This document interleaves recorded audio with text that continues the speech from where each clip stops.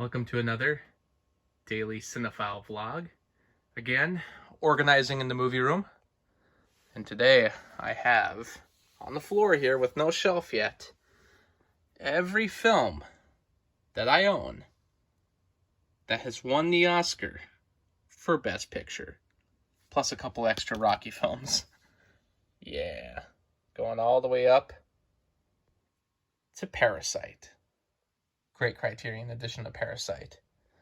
So you're probably wondering, why compile Oscar winners? I know there's debate about the fact that are Oscar movies really worth the time? Do they really signify what a great movie is? To me, no, not necessarily. There are actually a lot of great movies that have won Best Picture, but overall, what I think it's a great measure of is seeing what people at the time that the movie was released thought that a good movie was in general, like what was necessary for a good movie. But a lot of these films are actually still very good.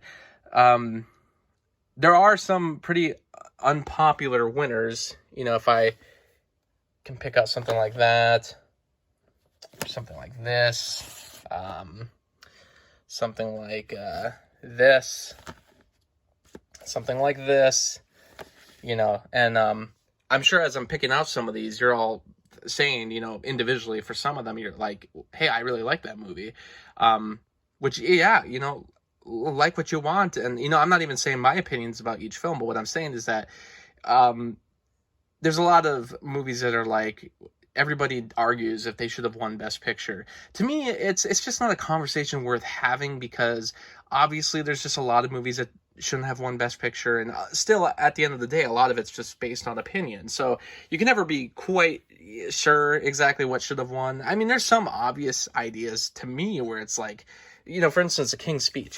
You know, you just look at this and you're like, how did The King's Speech somehow beat Social Network? I mean, even Inception. I mean, Inception was such a groundbreaking film, but overall, I'm like, Social Network has just aged so well and has one of the best screenplays ever and so many great facets to it. How did The King's Speech do it?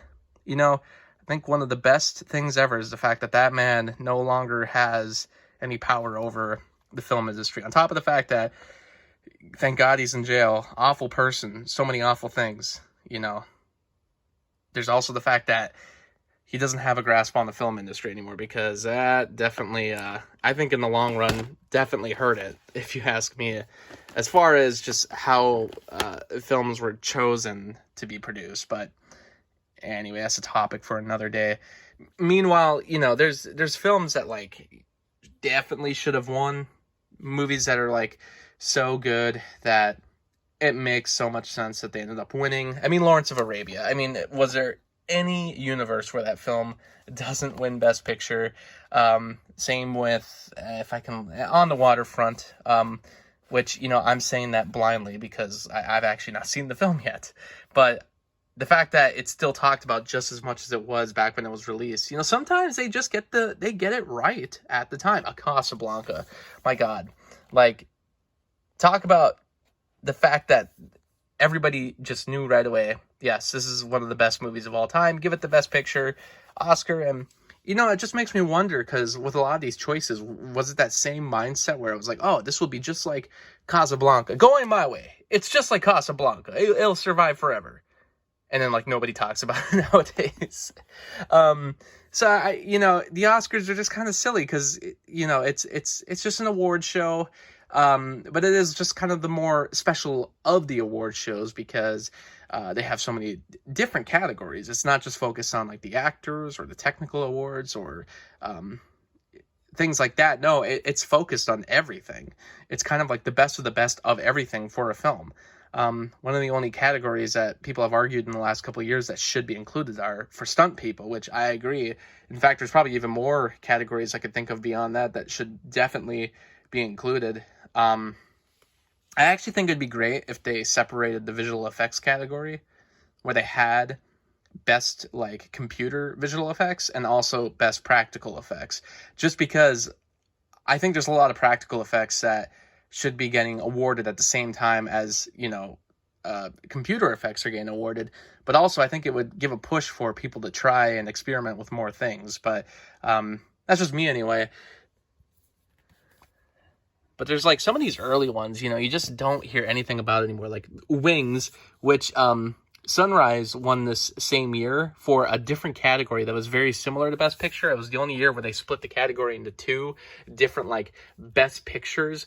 So retroactively, Wings became the Best Picture because with the second ceremony and beyond, they only did one Best Picture category.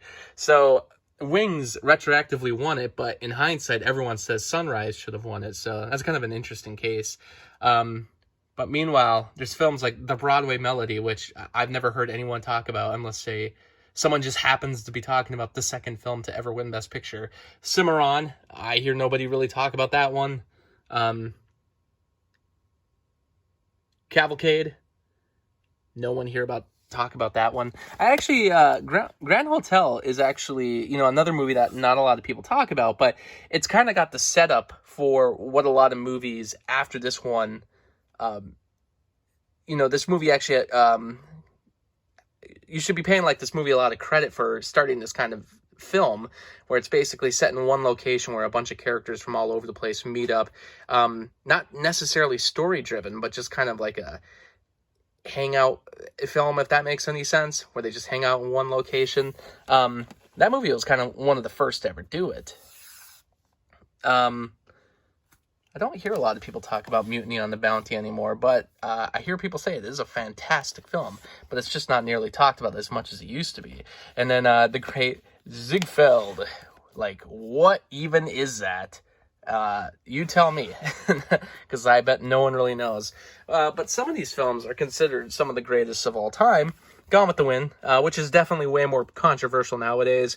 I will say, I think it is worth at least one watch just to see, like, at the time in 1939, the fact that someone made such a huge, gigantic movie, like a nearly 4-hour movie, is kind of incredible in itself. I did watch it one time. I don't think I'd ever watch it again. The controversial stuff, yes, it's awkward, it's off-putting. I totally agree. But I think it just, as like a film fan, I do think it's worth at least watching one time. But also, I don't think it's a film that I need to sit here and praise. It's kind of weird to me that it actually has such a long legacy, because for being such a long movie, I'm just surprised audiences wanted to keep watching it. I mean, it's a movie that's been shown many times. It was shown many times in theaters, many times on TV, so that kind of confuses me. Actually, if I could, I actually don't have the movie over here. It's up there. But there's another movie that was released in 1939 called Young Mr. Lincoln, and there's another one called Stagecoach, and then there's another one. I mean, why am I looking down here? It's not in here. Wizard of Oz. Wizard of Oz was also released in 1939, and Mr. Smith Goes to Washington was released in 1939. So there's 4 movies from 1939 that overall I think are way better than Gone with the Wind, and I think should have won. In fact, 2 of them are directed by John Ford, Stagecoach and Young Mr. Lincoln, both in 1939. Like, I don't know. I get why Gone with the Wind won, but it's kind of like I think all those movies are way better and should be higher on your watch list before Gone with the Wind. Rebecca is also right here. So this won Best Picture, and this kind of interests me because for years I never thought that Hitchcock ever won an Oscar. I always thought that was like one of those weird things where it's like, wow, Hitchcock, for making so many great films, I mean, so popular in Hollywood, never won an Oscar. But that's not necessarily true. This movie actually won Best Picture, so he was recognized at the Oscars, but from what I understand, he himself didn't like win an Oscar. So that's where I guess the controversy kind of comes from. He did get an honorary Oscar many years later, but just like comparing, not even to compare, I mean, this movie is great in itself, but so many other Hitchcock films were so great after this. It's amazing that, he was never recognized again at the Oscars. It's kind of like, there should be more Hitchcock films in here. And there's just some of these where it's like, a lot of people don't talk about them anymore. They all have Blu-ray releases just because the studios probably feel they should be on Blu-ray because, hell, it won Best Picture. But there's a lot of movies that were nominated for Best Picture that still have not been released on Blu-ray or even any home video format. And there's a lot of early films that I believe are even lost to some capacity anyway. I don't know if all of them are entirely lost, but some of them are lost to some degree where there's like reels missing or things like that. And a lot of these you can see have only ever been released on DVD. Even this Hamlet right here from Criterion, which I'm sure someday they'll release it on Blu-ray, but I think the latest of all these films that I don't own, I'm gonna forget the film now. Oh, screw it, I'm gonna completely forget about it. But yeah, basically it's just surprising to me that there's Ordinary People. That's what it was. Ordinary People, which won in 1980 and shouldn't have won in 1980, but it did. That movie hasn't even been released on Blu-ray, so it's like that tells you how much the studio appreciates that film. Ordinary People has never hit Blu-ray. Yeah, but there's a lot of these that I've never heard anyone talk about this movie, but then I hear, once I read the reviews, it's considered like one of the best ever. So here's a movie that's like was way ahead of its time. Probably not as good as it was back then, but still very ahead of its time with its subject matter. Here's a really hard to get release of All the King's Men, which is also pretty entertaining movie, but some of these are pretty expensive and hard to get, and I don't know if they're worth paying the money to find. All About Eve actually has a Criterion release, so I should be getting that pretty soon, and that is a good movie.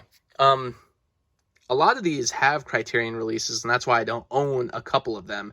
Like films like In the Heat of the Night, Midnight Cowboy, those have Criterion releases. Silence of the Lambs, that's why I should own Silence of the Lambs, but that's why I don't, because there's a Criterion release. It's more expensive. I'm waiting to get it, but I'm going to get it eventually. But yeah, there's just some films I haven't gotten to buying just because it's Criterion, or sometimes it's even I don't own American Beauty. Why don't I own American Beauty? I don't even know.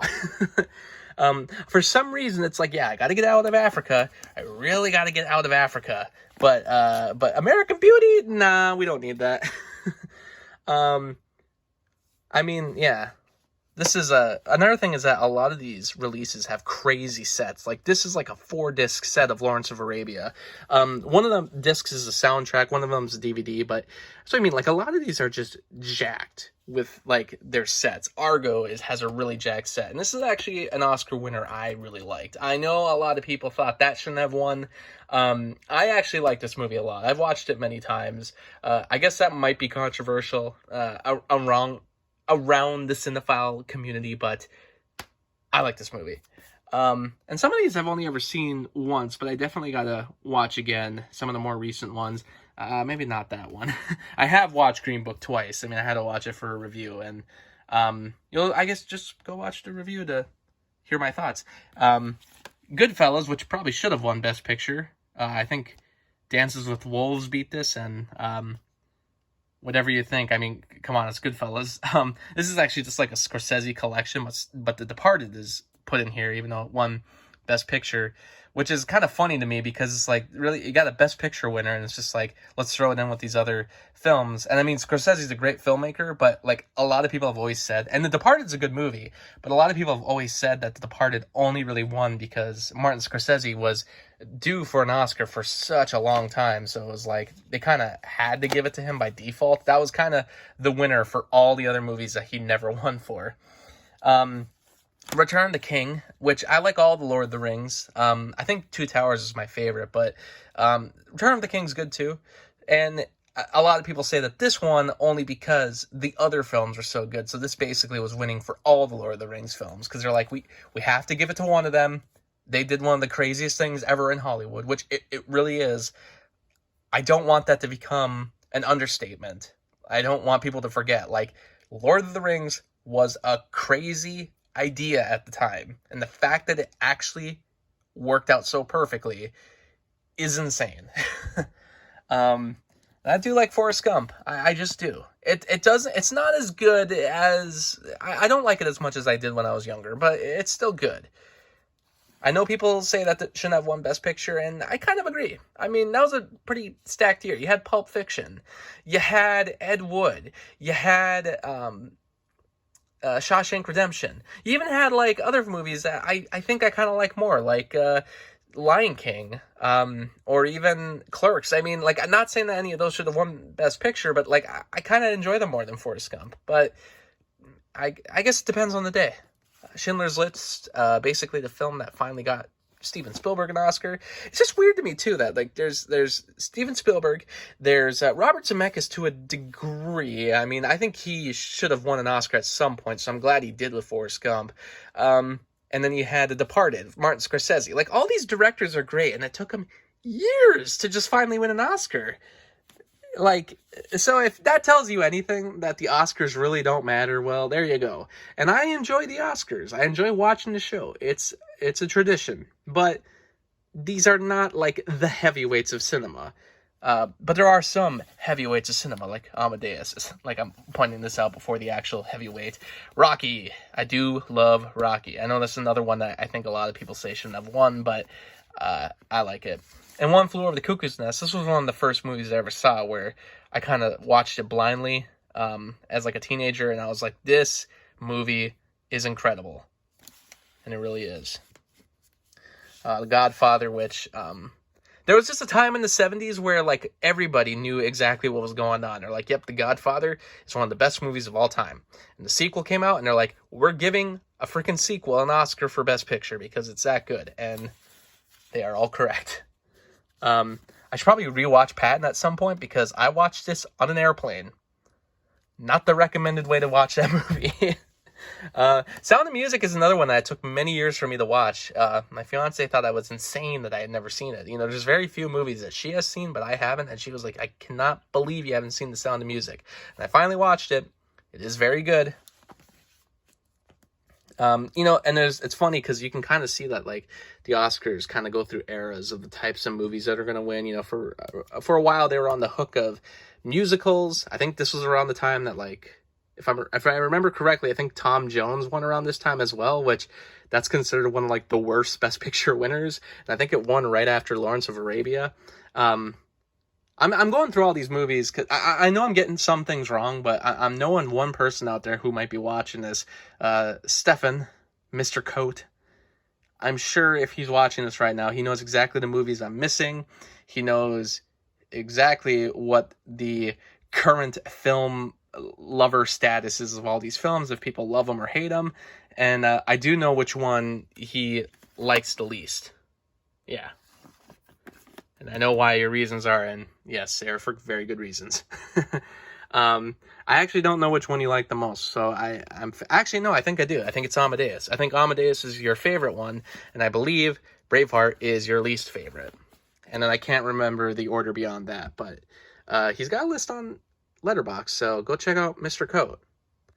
Stephen Ellison. And this is one where it was like, I'm kind of shocked at this movie. After watching it, I was shocked that this actually won Best Picture because here's another one where I was like, I feel like it was ahead of its time. I've never seen West Side Story, actually. I know I own it, but I've never seen it. I have to watch it. I definitely want to watch it before Spielberg remakes it. Coming out in December anyway. And Ben-Hur, here's another one where I think it's worth at least watching one time. I really did enjoy this movie a lot. And, yeah, another one that I'm like, I think everyone just kind of knew, yep, it should win Best Picture. And here's one. This is the film that I watched in a screenwriting class, and my teacher just absolutely adored it, and yeah, he got me to fall for it too. I kind of went in a weird order with this. Oh, I should also point out, I do love Unforgiven. Unforgiven's great. And so is Shape of Water. Yeah, I don't know. It's, this is a weird group of films. And this went on a lot longer than I thought it would, and I don't think I have all the expertise on the Oscar for Best Picture. I don't think I have all the expertise on the Oscars in general, but it's definitely an interesting group of films to collect, and I hope to finish the entire set someday. I think so. It's 60 films, so I have about 30 some more to go. Wish me luck.